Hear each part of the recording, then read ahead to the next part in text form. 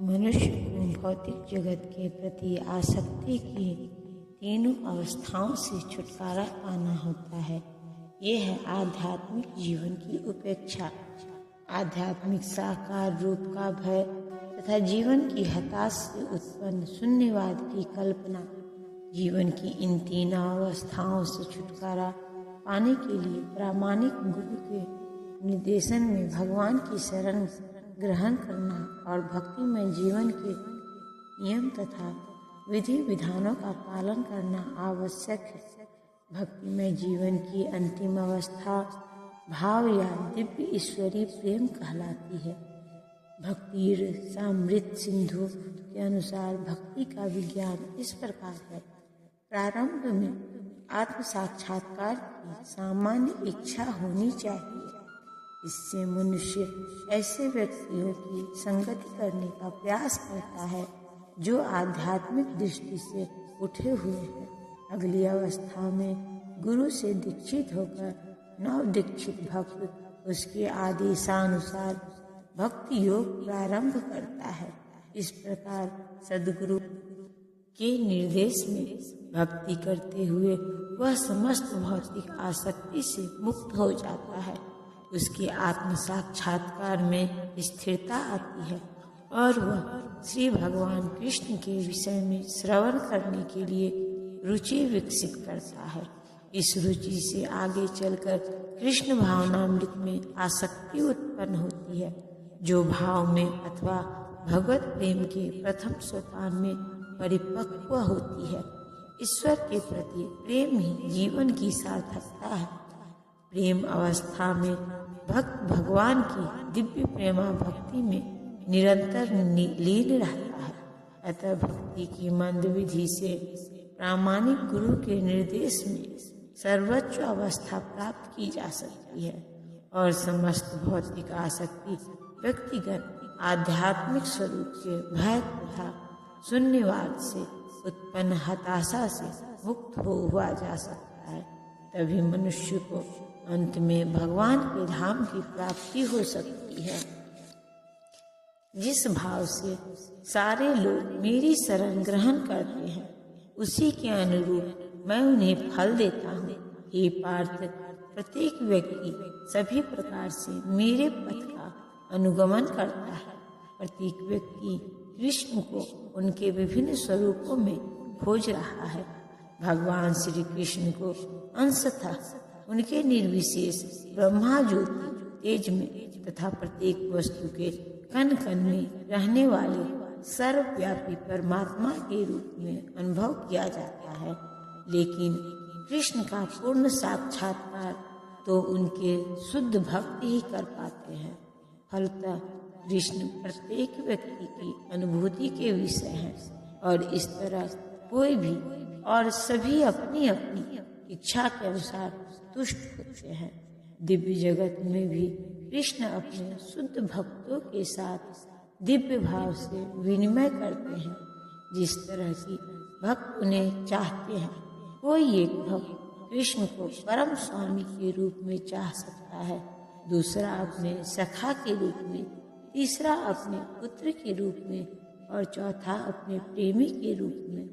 कृष्ण सभी भक्तों को समान रूप से उनके प्रेम की प्रगाढ़ता के अनुसार फल देते हैं। भौतिक जगत में भी ऐसी ही विनिमय ही की अनुभूतियां होती हैं और वे विभिन्न प्रकार के भक्तों के अनुसार भगवान द्वारा समभाव से विनिमय की जाती है। शुद्ध भक्त यहाँ पर और दिव्य धाम में भी कृष्ण का सानिध्य प्राप्त करते हैं और भगवान की साकार सेवा कर सकते हैं।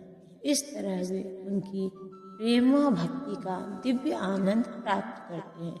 किंतु जो निर्विशेषवादी है और जो जीवात्मा के अस्तित्व को मिटाकर आध्यात्मिक आत्मघात करना चाहते हैं, कृष्ण उनको भी अपने तेज में लीन करके उनकी सहायता करते हैं। ऐसे निर्विशेषवादी सच्चिदानंद भगवान को स्वीकार नहीं करते। फलतः वे अपने व्यक्तित्व को मिटाकर भगवान की दिव्य सगुण भक्ति के आनंद को प्राप्त नहीं करते। उनमें से जो कुछ जो निर्विशेष सत्ता में दृढ़ता पूर्वक स्थित नहीं हो पाते, वे अपनी कार्य करने की सुप्त इच्छाओं को प्रदर्शित करने के लिए इस भौतिक क्षेत्र में वापस आते हैं। उन्हें वैकुंठ लोक में प्रवेश करने नहीं दिया जाता, किंतु उन्हें भौतिक लोक में कार्य करने का अवसर प्रदान किया जाता है। जो सकाम कर्मी है, भगवान उन्हें यज्ञेश्वर के रूप में उनके कर्मों का वांछित फल देते हैं। जो योगी हैं और योग शक्ति की खोज में रहते हैं, उन्हें योग शक्ति प्रदान करते हैं। दूसरे शब्दों में, प्रत्येक व्यक्ति की सफलता भगवान की कृपा पर आश्रित रहती है और समस्त प्रकार की आध्यात्मिक विधियां एक ही पथ में सफलता की विभिन्न कोटियां हैं।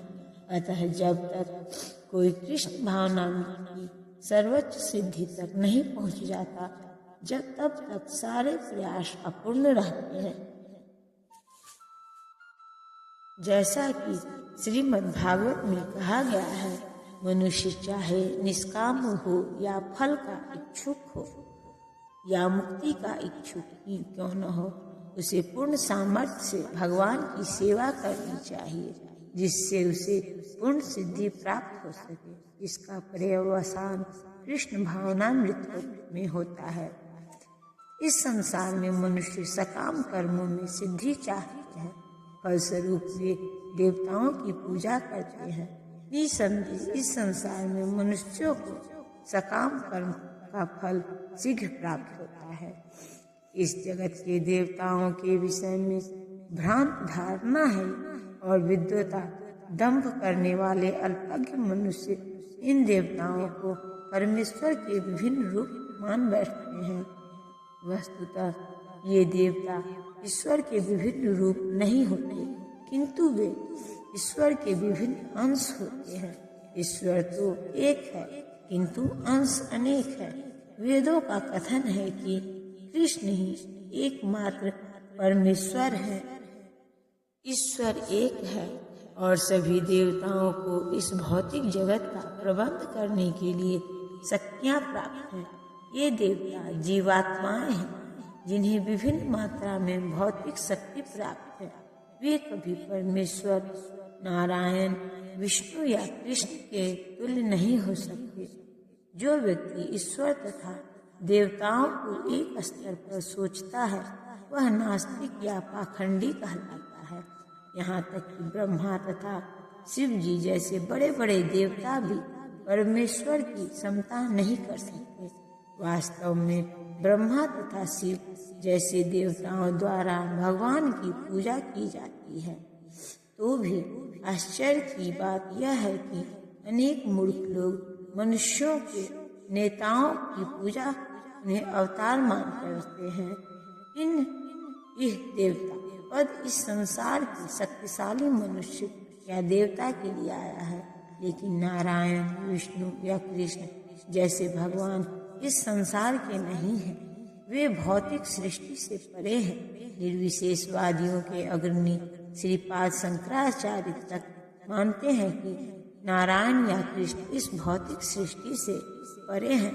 फिर भी मूर्ख लोग देवताओं की पूजा करते हैं, क्योंकि वे तत्काल फल चाहते हैं।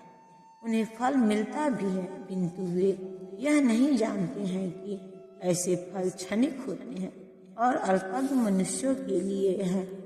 बुद्धिमान व्यक्ति कृष्ण भावनामृत में स्थित रहता है।